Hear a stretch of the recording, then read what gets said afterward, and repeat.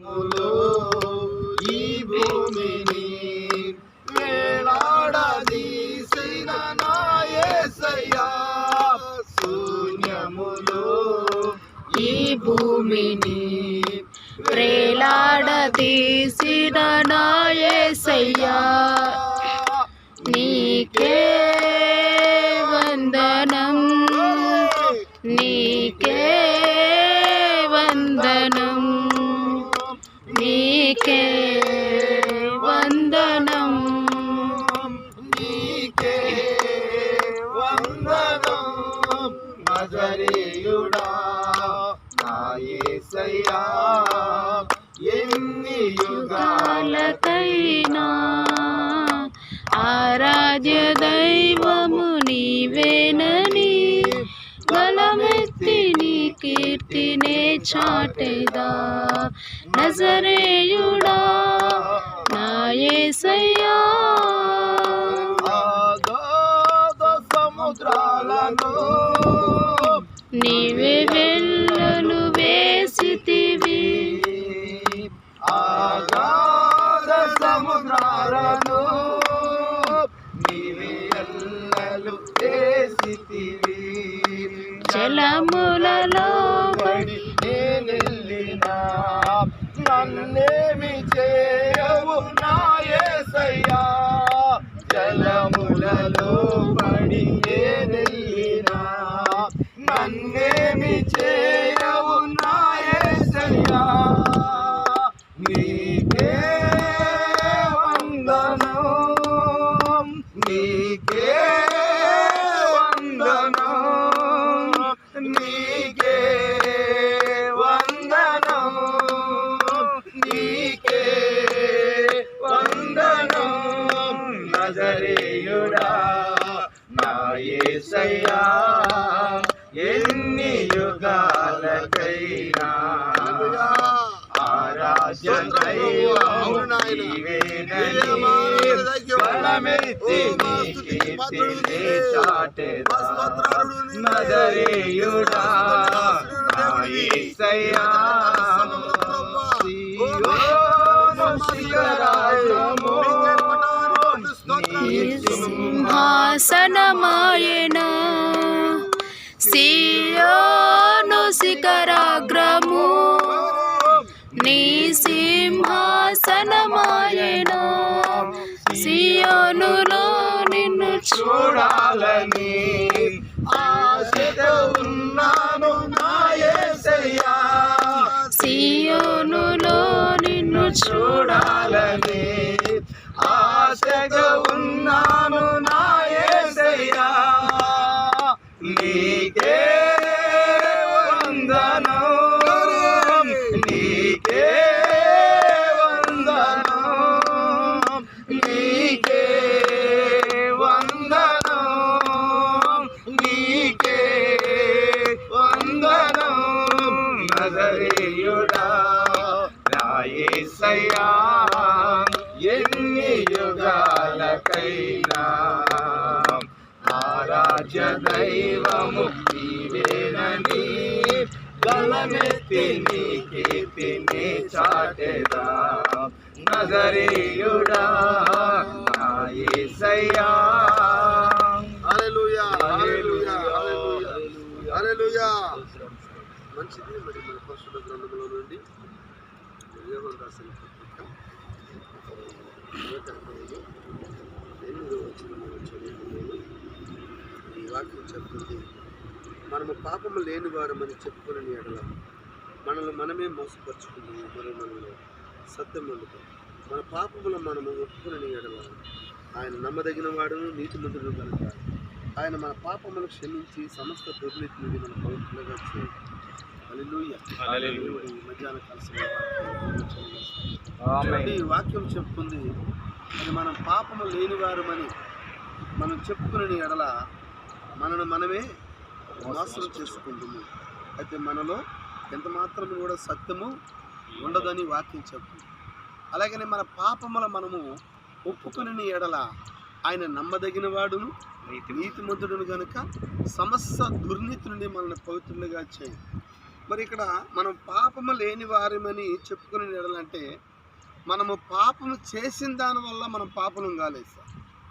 మనం చేసిన దానివల్ల మనం పాపలం కాలేదు, మనము పుట్టిన దానివల్ల మనం పాపులమైన. అందుకనే ఆ యొక్క పాప స్వభావం అనేది మనం పెరిగి పెద్దయినప్పుడు కాదు, కానీ ఆ స్వభావం అనేది మనకు పుట్టుకతోనే రాబడింది. ఎందుకంటే మరి మానవుడు రావాల్సిన విధానము అది రూట్ మారింది. ఎలా మానవుడు రావాలంటే నోటి మాట ద్వారా మానవుడు రావాలి. అందుకని పలకబడిన మాటయే మూల విత్తనమైంది. దేవుడు పలకగా భూమి కలిగింది, దేవుడు పలకగా ఆకాశం కలిగింది, దేవుడు మాట్లాడగా సృష్టి కలిగింది. దేవుడు మాట్లాడినప్పుడు సమస్తము కలిగినట్లుగా మనం చూస్తున్నాం. అరే మరి ఈ యొక్క మానవుడు కూడా దేవుడు మట్టి తీసుకొని ఆయన నాసిరంధ్రంలో జీవాత్మను ఊదగా ఆయన పలకగా నరుడు జీవించు ప్రాణి అయినాడు. మరి మనం రావాల్సిన విధానము అలా రావాల్సిన వాళ్ళము మనం ఎలా వచ్చామంటే తల్లిదండ్రుల కలయిక వల్ల, మరి పాపం వల్ల మనం వచ్చాము. కాబట్టి మరి ఆ పాపం పోవడానికి, ఆ పాపం ఎక్కడ ఉందంటే రక్తంలో ఉందని మరి తెలియపరుస్తా ఉంది. అందుకని మరి ఆ రక్తంలో పాపం ఉంది కాబట్టి దేవుడే పాత నిబంధనలో మరి ఆ యొక్క గొర్రెల రక్తము కోడెల రక్తము ద్వారా పాపాన్ని కడిగాడు. మరి తాత్కాలిక బలులు ఇచ్చాడు, సంవత్సరానికి ఏటాట బలులు చేయబడ్డాయి. అయితే శాశ్వతమైన బలి కావాలని దేవుడే మానవుడిగా వచ్చి ఈ లోకానికి నీ కోసం, నా కోసం, మన కోసం, ఈ భూమి మీద ప్రతి బిడల కోసం ఆయన రక్తం కార్చి ప్రాణం పెట్టాడు ఆయన. మరి ఆ పాపంలో కడగబడినప్పుడు మాత్రం మన పాపాలు క్షమించబడతాయి. అందుకని మనము పాపము లేని వారమని కానీ చెబితే మనల్ని మనమే మోసం చేసుకున్న వాళ్ళం అవుతామండి. హల్లెలూయా, హల్లెలూయా. అందుకని మనం పాపం చేసిన దాని వల్ల పాపలం కాలేదు, కానీ మనం పుట్టిన దాని వల్ల పాపలమైన. అయితే వాక్యం ఏమంటుందంటే సమస్త దుర్నీతి నుండి కూడా మనల్ని ఆయన పవిత్రులుగా చేయను. మరి ఇంక 10వ వచనం ఏంటంటే మనము పాపములను మనము 9వ వచనం మన పాపములను మనము ఒప్పుకొనిన ఎడల ఆయన నమ్మదగిన వాడును నీతిమంతుడు కనుక మన పాపములను క్షమించి సమస్త దుర్నీతి నుండి మనల్ని పవిత్రులుగా చేయను. హల్లెలూయా. ఎందుకంటే మనం ఎప్పుడైతే మన పాపములను మనం ఒప్పుకుంటావో, మనం ఒప్పుకున్నప్పుడు, మన నోటి ద్వారా ఒప్పుకున్నప్పుడు మరి ఆ పాపం నుంచి కూడా దేవుడు మనకి విడుదల దయచేస్తాడని వాక్యం చెప్తా ఉంది. మరి 10వ వచనము మన పాపము చేయలేదని చెప్పిన ఎడల ఆయన అబద్ధికునిగా చేయవారు మగుదు. మరి ఆయన వాక్యం మనలో ఉండదు. నిశ్చయంగా మరి మనం పాపము చేయలేదని కానీ చెబితే ఇక మనమే దేవుళ్ళు అయిపోతాం. మన పాపం లేదండి. అందుకని మన పాపం లేదు, మన పాపం చేయలేదు అంటే మనమే దేవుళ్ళు అయిపోతాం. అందుకని మన పాపులం కాబట్టి నిశ్చయంగా దేవుడు మనకు అవసరమైనది. హల్లెలూయా. అందుకని మరి వాక్యం ఏమంటుందంటే మరి 2వ అధ్యాయంలో నా చిన్నపిల్లలారా మీరు పాపము చేయకుండాటిగా ఈ సంగతులు మీకు రాయిచున్నాను. ఒకవేళ ఎవడైనా పాపము చేసిన ఎడల నీతిమంతుడైన యేసుక్రీస్తు ఉత్తరవాది తండ్రి యొద్ద ఉన్నాడు. ఆయనే మన పాపములకు శాంతికరమై ఉన్నాడు. మన పాపములకు మాత్రమే కాదు సర్వలోకములకు శాంతికరమై ఉన్నాడు. మరియు తన మహిమ ఆజ్ఞలు గైకొనుడి ఎడల దీని వలనే ఆయనను ఎరుగుతున్నామని తెలుసుకుందుము. హల్లెలూయా. ఆయన ఆజ్ఞలు గైకొనుట వల్ల ఆయన ఎరిగి ఉన్నామని తెలుసుకుంటున్నాం. అందుకనే ఆ దేవుడు మరి పేతురుతో అడిగినప్పుడు, మరి మత్తయి సువార్త మరి 16-13 అడిగినప్పుడు లోకం నా గురించి ఏమనుకుంటున్నప్పుడు కొందరు ఏలియా అని, కొందరు ఇర్మియా అని, కొందరు ప్రవక్తలు అనుకుంటున్నా అన్నప్పుడు పేతురు వీళ్ళందరి మాట కాదు కానీ అసలు నువ్వేమనుకుంటున్నావు అన్నాడు ఆయన. అప్పుడు పేతురు చెప్తున్నాడు, ఇదిగో ఇక్కడ రాయబడిన ఆయన ఎరుగుటియే, నువ్వు సజీవుడైన దేవుని కుమారుడు క్రీస్తు అన్నాడు. అందుకని రక్తమాంసాలు నీకు ఈ కార్యాలు బయలుపరచబడలేదు, కానీ పరలోకమందున్న తండ్రి నీకు బయలుపరిచినాడని మరి ప్రభు చెప్తున్నాడు. ఇదిగో పేతురు ఈ బండ మీద నా సంగమును కట్టుదును, పాతాళ లోక ద్వారములు దీని ఎదుట నిలవనేరు. దేని ఎదుట అంటే ఆయన ఎవరో అన్న కార్యమును బయలుపరిచేదాని ఎదుట. నేనెవరు అని ఇదిగో లోకం ఒకలా చెప్తుంది. కొందరేమో ఏలియా అంటుంది, కొందరేమో ఇర్మియా అంటుంది, కొందరేమో ప్రవక్తల్లో ఒకరు ఉంటుంది. నీవు చెప్పావు కదా నువ్వు సజీవుడైన దేవుని కుమారుడైన క్రీస్తు అన్నాడు. ఆ క్రీస్తు అంటే ఎవరో కాదు కానీ ఆ పాత నిబంధనలో ఉన్న ఆ మోషే ఆ బండను వెంబడించినాడు. ఆ బండ క్రీస్తు అని మోషే ఎలా మరి పౌలు రాస్తున్నాడు, మరి యొక్క పేతురు కూడా ఆయన్ని క్రీస్తు అన్నాడు. క్రీస్తు అనే బండ మీద మన సంఘాన్ని మనం కట్టుకోవాలి. మరి నిశ్చయంగా ఈరోజు మీరు తీసుకుంటున్న బాప్తిసము మరి బైబిల్ ప్రకారం మనం చూస్తే చాలామంది ఇలాంటి బాప్తిసం ఇస్తారు. మరి బైబిల్లో మత్తయి సువార్త ఈ లేఖనం కూడా చదువుకుందాం మనం. మత్తయి సువార్త 28వ అధ్యాయము మరి చదువుకొని మరి చూద్దాము. మత్తయి సువార్త 28 మరి 19వ వచనం నుంచి చదువుకుందాము. మరి యేసు ప్రభు మరి ఆయన శిష్యులకి ఆజ్ఞాపిస్తున్న కార్యములు మరి 28:19 నుంచి 11 మంది శిష్యులు యేసు తనకు నిర్ణయించిన గల్లైన కొండకి వెళ్ళిరి. వారు ఆయన చూసి ఆయనకు మొక్కిరు గాని కొందరు సందేహించిరి. అయితే యేసు వారి వద్దకు వచ్చి, పరలోకమందును భూమి మీదను నాకు సర్వాధికారం ఇవ్వబడి ఉన్నది, కాబట్టి మీరు వెళ్ళి సమస్త జనులు శిష్యులుగా చేయడి. తండ్రి యొక్కయు కుమారుని యొక్కయు పరిశుద్ధాత్మ యొక్కయు నామములోనికి వారికి బాప్తీసం ఇచ్చుచు నేను మీకు ఏ సంగతులు ఆజ్ఞాపించి తినో వాటన్నిటినీ గైకొనవలనని వారితో బోధించి, ఇదిగో నేను యుగ సమాప్తి వరకు సదాకాలం మీతో కూడా ఉన్నానని వారితో చెప్పాను. హల్లెలూయా. చూడండి, ప్రభు మరి ఆయన నోటితోనే మరి శిష్యులకి 12 మందికి కాదు కానీ ఆయన 11 మందికి చెప్తున్నాడు. ఆయన ఏమని? తండ్రి యొక్కయు కుమారుని యొక్కయు పరిశుద్ధాత్మ యొక్క నామములో బాప్తీసం ఇవ్వని శిష్యులు చెప్తున్నాడు. మరి శిష్యులు మరి తండ్రి యొక్కయు కుమారుని యొక్కయు పరిశుద్ధాత్మ యొక్క నామములో బైబిల్లో మరి ఎక్కడ కూడా బాప్తీసం ఇచ్చిన దాఖలనేది కనిపించు. మరి శిష్యులు మరి ఆ రోజు చెప్తున్నప్పుడు పేతురు గారు అక్కడ ఉన్నారు, ఆ రోజు చెప్తున్నప్పుడు మత్తయ్య గారు అలా ఉన్నారు. మత్తయ్య గారు ఎలాంటి బాప్తీసం ఇచ్చినాడంటే అపోస్తల కార్యము 2వ అధ్యాయము 38 ప్రకారము. అది కూడా మనం చదువుదాం ఒకసారి. చూడండి, మరి అపోస్తల కార్యము 2వ అధ్యాయము 38వ వచనం. 2వ అధ్యాయము 38వ వచనము. పేతురు, మీరు మారు మనసు పొంది పాపక్షమాపణ నిమిత్తము ప్రతి వాడు యేసుక్రీస్తు నామమున బాప్తిసం పొందుడి, మీరు అప్పుడు పరిశుద్ధాత్మను వరమును పొందుదురు. ఈ వాగ్దానం మీకును మీ పిల్లలకును దూరస్తులందరికీ అనగా ప్రభువైన దేవుడు తన యొద్దకు పిలిచిన వారందరికీ చెందని వారితో చెప్పుచు ఇంకను అనేక విధములైన మాటలతో సాక్ష్యమిచ్చి, మీరు మూర్ఖులైన ఈ తరం వారికి వేరే ఉండి రక్షణ పొందని వారికి హెచ్చరించారు. చూడండి, ఈరోజు ప్రజలు మూర్ఖత్వంలో జీవిస్తూ ఉన్నారు. వాక్యం చెప్తే వాళ్ళకి మూర్ఖత్వం ఎక్కువ, మూర్ఖ భక్తి ఎక్కువ, సిద్ధాంతం ఎక్కువ. పెద్దయ్య గారు చెప్పింది, చిన్నయ్య గారు చెప్పింది, మినిస్ట్రీ చెప్పింది, మరి శాస్త్రి చెప్పింది, పరిచయం చెప్పింది. ఆ లోకంలో మరి పెద్ద పెద్ద సేవకులను బట్టి చెప్పిన మాటలే కానీ బైబిల్ చూడడం.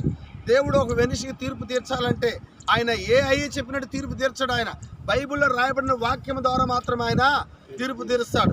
నిశ్చయంగా మరి చూడండి, వారు కాబట్టి అతని వాక్యం అంగీకరించిన వారు బాప్తిసం పొందిరి. ఆ దినమందు ఇంచుమించు 3000 మంది చేర్చబడిరి. మరి పేతురు గారు మరి యేసు ప్రభు చెప్పినప్పుడు, తండ్రి కుమార పరిశుద్ధాత్మ చెప్పినప్పుడు పేతురు గారు అక్కడ ఉన్నారు. మరి ఆయనకి తెలియదా? మరి ఆయన ఎందుకు యేసుక్రీస్తు నామములో బాప్తిసం ఇస్తున్నాడు అంటే, అంతకుముందు చెప్పున్నాడు ఆయన, ఈ బండ మీద నా సంఘాన్ని కట్టుదునని. ఆ బండ ఎవరో కదా కానీ క్రీస్తు అన్నాడు. బయలుపాటు అయింది. నేనెవరో అన్న కార్యాన్ని నీకు బయలుపరచడమే అనే దాని మీద నువ్వు మందిరాన్ని కట్టాలా, నేనెవరో అన్న కార్యముల మీద నువ్వు కట్టబడాలా దేవునికి అని చెప్పి అది పేతురు గమనించాడు. కాబట్టి అయ్యా, ఆ తండ్రివి నీవే, ఆ కుమారుడు నీవే, ఆ పరిశుద్ధాత్మ నీవే, నీవే మొదటి వాడివి, నీవే కడపటవాడివి, మరి నీవు తప్ప ఏరొక దేవుడు లేడు. మరి నిశ్చయంగా మరి ఆయన ఆకాశం అందని కానీ కింద భూమి అందని కానీ ఏ నామంలో నీకు రక్షణ లేదని వాక్యం చెప్పబడుతున్న రీతిగా మరి ఆ పేతురు గారు యేసుక్రీస్తు నామంలో బాప్తిసం ఇవ్వడం జరిగింది. ఆ రోజు ఇంచుమించు 3000 మంది బాప్తిసం తీసుకున్నారు. మరి చాలామందికి డౌట్ రావచ్చు, మరి బాప్తిసం మరి 2 సార్లు తీసుకోవచ్చా? బైబిల్లోనే 2 సార్లు తీసుకున్నాడు ఉన్నారు బాప్తిసం. మరి ఒకటి మరి యోహోనిచ్చిన బాప్తిసం కాదని మరలా పౌలు వాళ్ళ దగ్గరికి వెళ్ళి పేతురు ఏ బాప్తిసం అయితే ఇచ్చాడో అదే బాప్తిసాన్ని పౌలు ఇస్తున్నాడు. కొరింథీలో ఉన్న వారికి బాప్తిసం పొందిన వారికి మరలా బాప్తిసం పౌలు ఇస్తున్నాడు.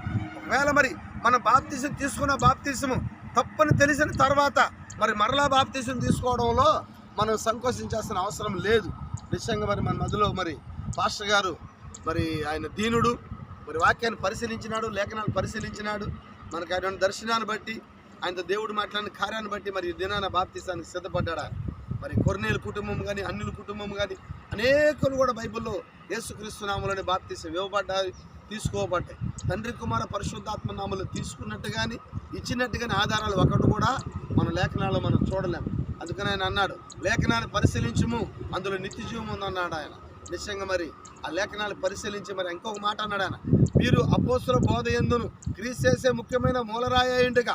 అవునా, మూలరాయి ఆయనే. అపోస్తులు బోధ యందును, అపోస్తులు క్రీస్తు చేసే ముఖ్యమైన మూలరాయిండుగా, అపోస్తులు ప్రవక్తలు వేసిన పునాదుల మీద మిమ్మల్ని మీరు కట్టుకోండి అంటున్నాడు ఆయన. నిజంగా మరి ఈరోజు అపోస్తుల పునాదుల మీద మరి క్రీస్తును మూలరాయిగా తీసుకొని మరి ఆయనే మరి మూలరాయిగా తీసుకున్న మూలరాయి మీద అపోస్తుల బోధ ద్వారా మనం మందిరాన్ని కడుతున్నాం, మన జీవితాన్ని కడుతున్నాం. మరి ఎప్పుడైతే నువ్వు అపోస్తుల బోధలోకి వచ్చి ఆ మందిరం కట్టబడుతుందో దాని మీదకి మహిమ మేఘము పాత నిబంధనలు వచ్చిన రీతిగా మరి నిశ్చయంగా మరి ఆ తలరాయి ఈ కాలంలో మరి దిగి వచ్చింది. హల్లెలూయా. నిశ్చయంగా మరి ఆ తలరాయి ఈ సహోదరుడి యొక్క జీవితంలో కూడా మరి దిగి వస్తుందని మేము నమ్ముతున్నాము. ఆ దిగి వచ్చిన మేఘము మరి సహోదరుడు మరి బయలుపరచబడింది. నిశ్చయంగా అట్టి కృపని దేవుడు మరి దాసుడికి ఇచ్చి ఈరోజు బాప్తిస్మ కార్యక్రమానికి సిద్ధపడ్డాడు. మరి అతని పరిచయను కూడా మరి సత్యంలో దేవుడు నడిపించాలని, తన సత్యబాటలో నడిపించాలని ఎంతో ఆశ కలిగి వచ్చున్నాడు. మరి సహోదరుని దేవుడు దీవించను గాక. ప్రార్థన చేసుకుందాం. మృదులయ్య గారు ప్రార్థన చేస్తాం. సర్వోన్నతుడా, మహోన్నతుడా, ఇంతవరకు ప్రభా చక్కని సందేశమును అయా చెప్పి ఉన్నారు దైవజనులు, అయా విని ఉన్నారు ప్రభా. అయా ఇదిగో నాయనా తండ్రి, మీరే సెలవు ఇచ్చినారు, అపోస్తులకు బయలుపాటు ఇచ్చారు ప్రభా. ఆ బయలుపాటు నాయనా తండ్రి, తండ్రి యొక్క కుమారుని యొక్క పరిశుద్ధాత్మ నామములోనికి అన్నారు ప్రభా.